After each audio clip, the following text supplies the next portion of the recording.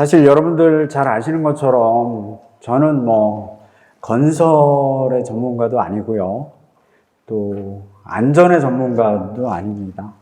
그냥 어떻게 밥을 먹고 살기 위해서 일을 하다 보니까 그 공직에 있으면서 안전 쪽에 좀 많이 이렇게 그 업무를 많이 했고요. 또 제 이제 마지막에 그 공직을 마무리하는 자리도 여러분들 성원 덕분에 작년에 새롭게 그 출범한 국토안전관리원의 원장을 맡게 됐습니다. 그래서 오늘 사실 여러분들 그 훌륭하신 석학님들 앞에서 제가 감히 건설안전 정책을 얘기할 수 있는 것인지 좀 우려되고요. 걱정도 되게 많이 됩니다. 다만 제가 그동안 이렇게 일을 하면서 제가 느꼈던 것, 이런 것들을 여러분들하고 같이 공유한다는 생각으로 오늘 제가 이 자리에 오게 됐습니다. 여러분들도 그렇게 좀 널리 이해를 해주셨으면 좋겠고요. 시간이 많지 않다 그러니까 시작을 하도록 하겠습니다. 콘텐츠는 저희 한번 그냥 현재의 건설의 상황 이런 거 한번 보고 앞으로 어떻게 나갈까 이렇게 고민하는 두 가지 테마로 한번 생각을 해봤습니다. 먼저 제가 느끼기에는 건설 안전은 건설 안전에 참여하는 모두의 책무이면서 의무이기도 합니다. 그래서 국가는 국가가 해야 될 역할이 있고요. 또 발주자는 발주자, 시공자는 시공자, 근로자는 근로자, 이 모두가 각각의 역할을 충실히 할 때만이 건설 안전을 확보할 수 있지 않을까 이렇게 생각을 합니다. 큰 틀에서 제가 좀 정리는 했는데 이게 다는 아니겠죠. 근데 두 번째 이제 왜 그러면 건설 안전에 우리가 관심을 가지고 신경을 써야 되나 좀 고민을 해보면 여러분들이 다 아시는 것처럼 산업재해의 한 51.2% 지금까지 보면 한 과반수 이상이 건설 현장에서 발생하고 있다는 것이고요. 또 건설 현장에서 발생하는 사고 중에 추락 사고가 차지하는 비중이 약 한 60% 이상 이렇게 차지하고 있다는 겁니다. 그러면 이제 추락 사고가 갖는 의미는 결국은 안전 난간을 설치하지 않았거나 계급부를 덮는 덮개를 만들지 않았거나 아니면 안전보호망을 설치하지 않았거나 아니면 안전모를 제대로 착용하지 않았거나 안전고리를 제대로 매지 않았거나 안전화를 제대로 신지 않았거나 아니면 우리가 줄기차게 주장하고 있는 안전수칙에 따른 그 공사를 진행하지 않았거나 이런 원인들이겠죠. 다시 말씀을 드리면 우리가 조금만 신경을 써도 충분히 사고를 줄일 수 있는 그런 것들이라는 점이 우리를 좀 슬프게 한다고 할까요? 좀 아쉬움을 많이 갖게 하는 그런 것들입니다.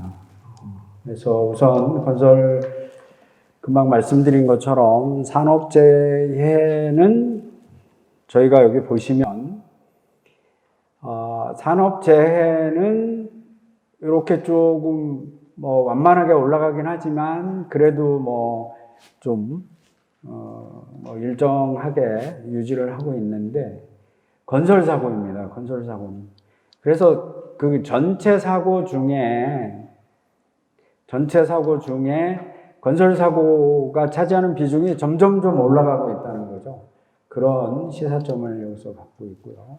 다음에 만인율 입장에서 봐도 비슷한 이 그래프를 가지고 있습니다. 그래서 여기 보시면 재해율은 2배 전체에, 그리고 만인율은 4배 수준을 가지고 있다는 아주 위험한 산업 현장으로 건설 현장이 전락하고 있다는 것을 보여주고 있고요.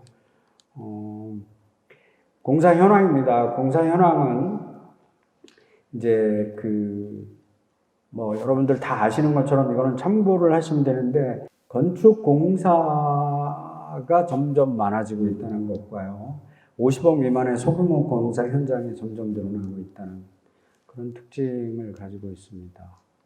사고입니다. 사고 여러분들 발표 다 해서 아시는 것처럼 민간 부분의 사고가 60% 정도 된다는 거죠. 물론 이거는 건설 사업장의 숫자하고 좀 연계를 해서 봐야 되는데, 사실은 공공 토목 투자, 공공의 건설 투자가 줄면서 점점 늘어남에 따라서 발생하는 것일 수도 있고요. 아니면 공공보다는 이 민간의 안전관리 체계, 또 안전관리 체계에 따른 이행력이 현장에서 이행하는 것들이 좀 다소 공공보다는 낮은 수준의 것이 아닌가, 이렇게 생각이 되어집니다.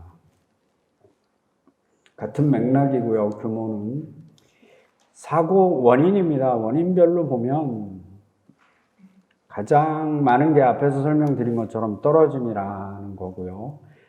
가시설과 건설기계, 역시 불완전한 시설일 수밖에 없는 것들이고요. 저는 요 분석은 좀 깜짝 놀랐습니다. 사실은 가설공사라는 것이 여러분들이 잘 아는 것처럼 이 공사를 하기 위한 안전시설이나 아니면 비계나 이런 생산활동을 하기 위한 장비들을 처음에 만드는 것이기 때문에, 환경적으로는 제가 볼 때는 가설공사가 엄청나게 위험할 것으로 보여졌는데, 그거보다는 철근 콘크리트 공사를 할 때 더 많다는 거를 제가 보고 좀 약간 놀랬던 부분이고요. 어찌됐건 이제 건설 현장에서 이 작업자의 불안정한 활동이 가장 많은 것으로 원인은 나와 있는데, 결국은 저렇게 하는 직접적 배경은 우리가 좀 깊이 있게 고민을 해봐야 될 것 같습니다. 특히 이게 이제 저희가 산업이기 때문에, 산업이 갖는 거는 효율을 우리가 창출하고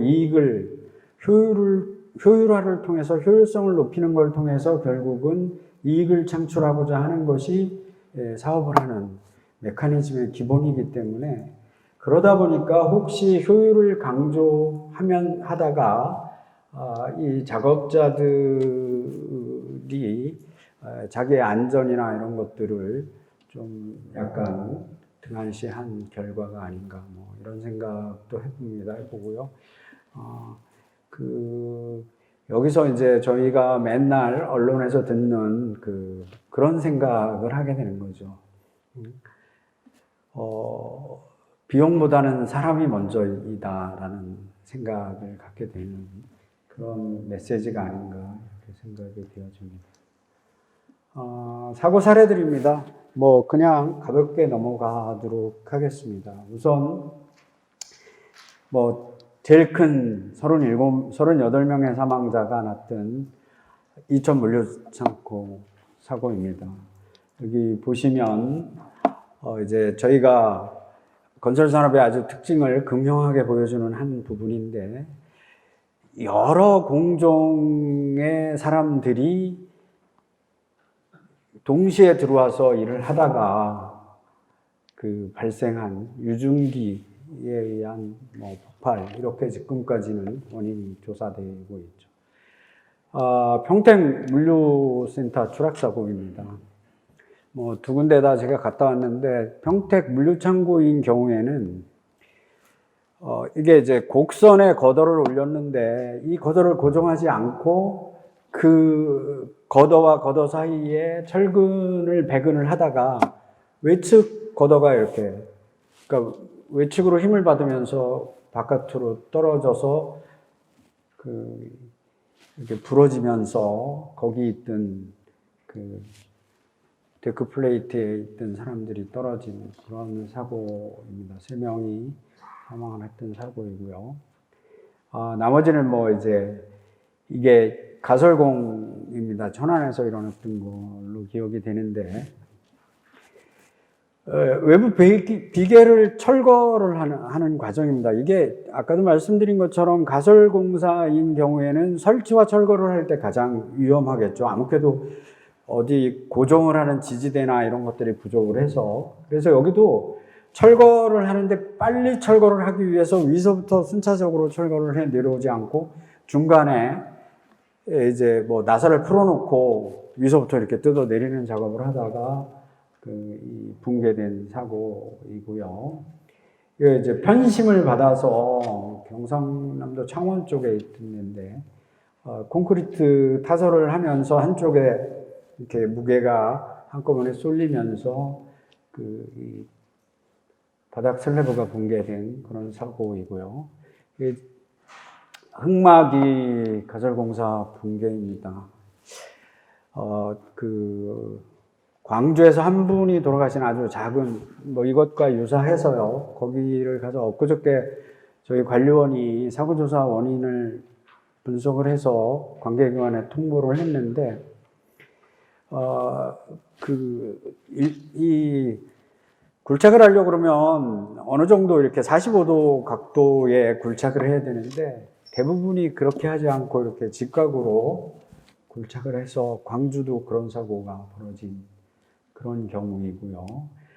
해체공사는 뭐 더더군다나 이 해체공사의 사고 원인의 대부분은 제가 볼 때는 철거한 이 잔존물들을 빨리빨리 이렇게 내려서 그러지 않아도 철거를 하다 보니까 구조물이 기존에 갖고 있던 그 지지력을 가지고 있지 못하는데 이 철거를 하지 못해서 철거한 잔존물을 이렇게 반출하지 못해서 하중을 많이 받게 돼서 넘어지는 붕괴되는 사고가 가장 많았던 것 같습니다.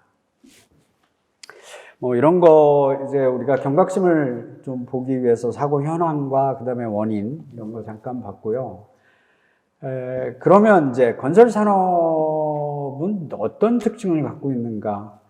그러니까 사고 원인은 무엇이고 산업의 특징은 무엇인지를 우리가 좀 잘 분석을 해서 거기에 잘 대응을 해야 그 건설의 안전도 확보하고 품질도 확보하고 이렇게 메커니즘이 이렇게 굴러가야 되는데 그런 차원에서 한번 건설 산업의 특징을 한번 좀 봤는데 다 아시는 겁니다. 수주 산업입니다. 수주 산업이기 때문에 건설 생산관리 체계, 그러니까 건설 안전을 포함한 생산관리 체계가 이렇게 일정하지 않은 거죠. 다 일정하지 않고 수주를 하고 또 생산하는 목적물이 다 다른 거죠. 다른 형태를 갖고 있는 거고 그 환경도 다 다른 그런 아주 좀 어려운 그런 특성을 가지고 있고요. 또 건설 산업의 특징 중에 가장 큰 것 중에 하나는 다양한 공종을 갖고 있다는 겁니다. 우리가 지금 여기 같이 이렇게 한 공간에 있는 이 건물을 봐도 이 건물의 중추적인 그 하중을 지탱해야 되는 기둥과 그 다음에 뭐 이렇게 보들이 있을 것이고요. 또 이 외벽을 이렇게 우리가 만들어야 되는 그런 외벽에 대한 벽체가 있을 것이고요. 또 창호가 여기 만들어져야 될 것이고요. 여기 내장재가 들어와야 될 거고 그것뿐이겠습니까? 여기 불을 비춰주는 전기, 만약의 화재에 대비한 소방 설비, 공조 시스템 뭐 이런 거 다 이런 설비들이 들어와야 되는 거죠. 그러니까 그런 설비들이 모두 다 이렇게 종합적으로 이렇게 자기 역할을 해주어야 이런 건물이 하나 만들어지는 거죠. 그래서 아주 다양하고 또 어떻게 보면 생산의 성격도 되게 다른 그런 이 생산 구조를 갖고 있는 계열이라고 볼 수 있고요. 그 다음에 환경적 측면에서 보면 대부분의 제조업들은 공장이라는 어떤 하우징 되어져 있는 이런 틀 안에서 라인을 세팅을 해놓고 그 라인에서 각각 합리적으로 안전이 제대로 안전 설비가 된 라인에 따라서 생산을 하는데 저희는 어떻습니까? 산 골짜기 아니면 강 아니면 뭐 바다 뭐 이런 아주 이 생산 활동을 하기에 아주 어려운 그런 환경 안에서 건설을 생산해야 되는 그런 구조를 갖고 있고요. 또 우리를 어렵게 하는 것 중에 하나는 이겁니다. 분절적 안전관리 체계라고 써 있긴 한데 생산 과정이죠. 다른 측면에서 봐서의 생산 과정인데 발주자가 계획을 하고요. 그 계획을 설계사가 설계를 하고 또 설계한 것을 바탕으로 해서 시공사에서 시공을 하는 그리고 이제 사용자가 사용을 하는 이렇게 이제 생산의 시간적 프로세스로 보면 그런데 계획한 것과 설계한 것과 시공 간에 아주 유기적인 관계를 가지고 있어야 건설의 안전과 품질이 확보될 수 있는데 그 부분이 아주 상당히 단절적인 것이죠. 지금 저희가 봤을 때는 그럴 확률이 높다는 겁니다. 그렇게 제가 이제 단정적으로 얘기하기는 되게 어렵겠지만 그런 확률이 되게 높아서 그렇게 저희 또 이렇게 유기적으로 하기가 독립적인 생산 객체이기 때문에 되게 어려운 그런 문제를 안고 있는 그런 특성을 가지고 있고요. 저희 산업 환경은 지금 뒤에서 중대재해법이 제가 프로그램을 보니까 말씀을 나누실 거고요. 지금 사실은 건설 경기가 이렇게 되게 나쁘거나 그러지는 않은 것 같습니다. 특히 민간 건설이 엄청나게 건축물을 중심으로 해서 활성화되어져 있어서 둔화라고 쓰기는 했는데 그렇게 크게 둔화되지는 않는 것 같고요. 다만 이제 산업 환경 측면에서 봐서는 앞에서 설명드린 것처럼 우리 건설 산업에게 요구하는 것이 안전하게 하라는 게 국민의 눈높이에서 바라보는 우리에게 요구되는 것이고 그거의 하나로서 중대재해법이 만들어진 것 같습니다. 그래서 여기 아까 보니까 이제 발주자분들이 되게 많이 오신 걸로 되어져 있는데 발주자분들을 중심으로 해서 금년이 내년 1월 28일인가가 중대재해법 시행일이니까 금년이 안전관리 체계를 다시 한번 되돌아보고 정비하고 준비하고 이럴 수 있는 아주 좋은 기회라고 생각을 합니다. 그래서 오늘 학회에서 이런 자리도 그런 차원에서 만들었다고 보고요. 그래서 서로 이렇게 정보도 주고받고 코업을 해서 좀 이번 기회에 안전관리 체계를 한번 돌아보는 그런 기회를 가졌으면 좋겠고요.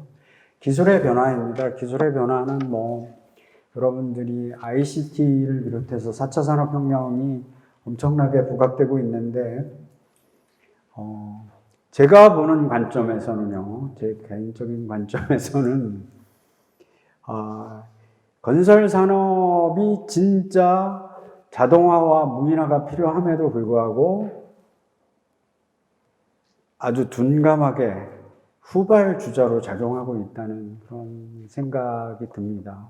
여러 요인이 있겠죠. 여러 요인이 있는데 하여튼 그 요인 중에 가장 큰 게 아마 수주산업이라는 특성과 또 아까 산업 구조가 아주 이렇게 독립적으로 복잡하게 다양한 환경 안에서 일어나는 것들이 있기 때문에 아마도 잘 첨단 기술들이 적용되지 않는 것이 아닌가 이렇게 생각해 볼 수 있을 것 같습니다. 다만 오히려 그런 것들이 거꾸로 그렇기 때문에 더 첨단 기술을 활용을 해서 이 자동화와 무인화 하는데 더 필요하지 않을까, 이렇게 좀 역설적으로 생각도 해볼 필요가 있지 않을까 생각이 듭니다. 대책들입니다. 제가 말씀을 안 드려도 매년 한 번 이상씩 종합대책과 그 위험 공정별 대책들이 있었고요. 올해도 정보부처 합동으로 3월 달에 산재사고 감소 대책을 만들었고, 그 차례의 첫 번째가 건설 현장에 대한 산재사고 예방 대책이었습니다. 다른 나라 한번 봅니다. 제가 이거를 보면서 사실은 어느 나라나 문화가 있게 마련입니다. 문화가 있어서 문화의 이 산업도 문화에 따라서 되게 많은 다른 관점을 갖고 있죠. 저희는 이제 6.25 전쟁 이후에 어려운 시기를 지나면서 7, 80년대에 급속도로 경제 성장을 하면서 그 성장을 하기 위한 기반으로서 우리 건설이 엄청난 역할을 했고요. 그 엄청난 역할을 짧은 시간 안에 이루어내기 위해서 이제 건설업이 이렇게 전문화되기보다는 이렇게 통합적으로 운영되는 그런 경향이 되게 컸죠. 크고 자율에 맡기는 경향이 되게 컸습니다. 왜 그러냐면 효율을 높이기 위한, 효율을 일단 높이고 기업이 이익을 많이 창출해야 건설을 많이 할 수 있고 양적 팽창을 할 수 있었기 때문에 그렇지 않았나 싶고요. 그런 측면에서 이제 저희보다 오래된 영국이나 독일이나 이런 데는 그런 이 분업화나 아니면 이 권한과 책임을 명확히 하는 그런 경향이 되게 높습니다. 그래서 여기서 제가 드리고 싶은 메시지는 이겁니다. 문화를 좀 바꿀 필요가 있다. 우리도 혹시라도 우리가 안전을 저해하는 문화가 있다면 문화를 바꿀 필요가 있다는 것과 이 10만 명당 사망자 수가 10배쯤 됩니다. 다른 곳에 좀 그런 심각하다는 의미를 받아야 될 것 같고요. 이거는 정부 정책입니다. 하여튼 도전적으로 지금 20%를 감축하겠다는 게 정부 정책이고, 저희도 이걸 달성하기 위해서 하여튼 국토부하고 같이 열심히 머리 싸매고 있습니다. 정책 방향입니다. 정책 방향. 5분뿐이 안 남았다고 하니까 사실은 큰 아이디어는 없습니다. 제가 아이디어는 크게 없고요. 여러분들한테 말씀드리고 싶은 거는 안전관리 체계와 거버넌스와 그 다음에 좀 더 과학적이고 체계적으로 하기 위해서 데이터 기반, 해저드 기반의 관리를 할 필요가 있다는 것과 그 다음에 우리 생산의 최일선에 있는 우리 건설 근로자들에 대한 관리 체계를 좀 더 좀 강화할 필요가 있다. 그 다음에 첨단 기술을 적극적으로 도입할 필요가 있다. 이렇게 5가지의 방향을 좀 제시하고 싶고요. 예방적 안전관리 체계는 수도 없이 보셨을 거고요. 제가 여기서 주장하고 싶은 거는 2가지입니다. 하나는 체계를 좀 단순화할 필요가 있을 것 같습니다. 저희가 너무 사고가 나면 날 때마다 계속 대책을 만들고 이렇게 롤링을 하다 보니까 체계가 좀 이렇게 복잡하고 이런 경향이 있어서 좀 첫 번째 메시지는 체계를 좀 단순화해서 지금 요 체계로 위험 요소를 중심으로 또 각각의 과정에서 그 위험에 대한 대책들을 만들도록 하고 그것을 연결고리로 연결을 해서 그 안전관리 체계를 만들어주는 이런 형태를 취했으면 좋겠습니다. 아마 나중에 우리 한명희 과장님이 말씀하시는 건설안전법을 만들면서 아마 이게 체계가 제대로 잘 잡혀갈 것 같습니다. 두 번째는 제가 여기서 말씀드리고 싶은 두 번째는 이겁니다. 법이나 규정은 최소한의 규제를 정하는 것이라는 점입니다. 그래서 가능하면 모든 사업들이 이런 메커니즘을 기반으로 해서 안전과 품질이 관리되도록 고민해 줘야 된다는 겁니다. 저희가 이제 100억 이상은 안전관리 계획서를 수립해야 된다. 어떤 공정을 이렇게 법으로 정하는 것은 최소한의 규제만을 정하는 것이지 그것만 지키면 되는 것이다라고 메시지를 주는 건 아니라는 거죠. 그래서 여러분들이 또 우리가 좀 더 고민을 해야 될 부분은 그런 부분입니다. 그래서 저는 개량 사업을 하거나 해체 공사를 하거나 신설 공사를 하거나 규모가 크거나 작거나 이런 메커니즘을 모두 다 도입을 해주는 것이 원칙이다 이렇게 생각을 하고 있고요. 그다음에 두 번째는 거버넌스입니다. 거버넌스. 이 권한과 책임의 한계가 뭐 하면 서로 이렇게 미루는, 우리가 이렇게 이제 우리 도로나 이런 거 보면 이렇게 경계 지점에 대한 유지 관리나 책임 관계가 모호하니까 어떡합니까? 이렇게 오버랩을 해주고 있잖아요. 이렇게 서로 같이 이렇게 오버랩을 해서 관리하도록 하는 것처럼, 이게 지금 그림이 안 나온 것 같은데, 어찌됐건 건설산업은 발주자가 주인이 되어줘야 된다는 데는 여러분들도 이견이 없을 겁니다. 왜냐하면 발주자가 자기가 원하는 생산품을 만들기 위해서 고용을 하거나 용역을 주거나 한 것이기 때문에 발주자가 모두 다 그 모든 권한과 책임을 져야 되는 거죠. 그래서 발주자가 설계자에게 권한과 책임을 주고 시공자에게 주고 관리자에게 주고 또 그 위에 단계에 있는 사람들은 그 밑에 사람에게 권한과 책임을 주는 거죠. 그러면 국민들은 누구에게 책임을 따져야 되느냐 하면 이 사람에게 따져야 되는 게 맞는 겁니다. 맞는 것 같고요. 저는 그렇게 생각을 하고 있고요. 그 다음에 이제 요런 거버넌스나 앞에서 말했던 그런 이 안전관리 체계가 제대로 굴러가기 위해서 기준과 지원과 이런 것들은 국가와 지자체가 지원을 해줘야 되는 이런 메커니즘을 가지고 거버넌스를 가지고 가야 되지 않을까 이런 생각을 하고요. 데이터 기반의 안전관리 부분은 제가 말씀드리고 싶은 거는 이겁니다. 해저드 프로파일입니다. 해저드 프로파일. 저희 국토부로부터 위탁을 받아서 저희가 이제 해저드 프로파일을 열심히 만들어서 공개를 하고 있습니다.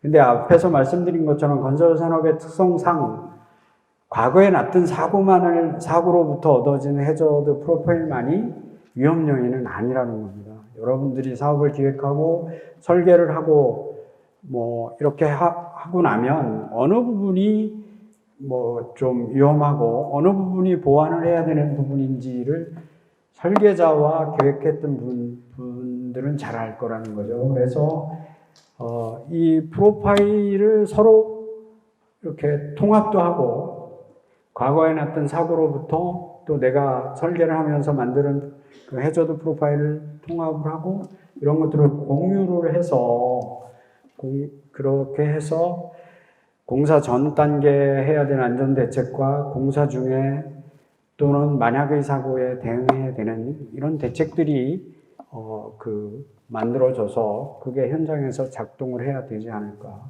생각을 해봤습니다. 저희 관리원 자랑입니다. 사실은 국토부로부터 예산을 받아서요.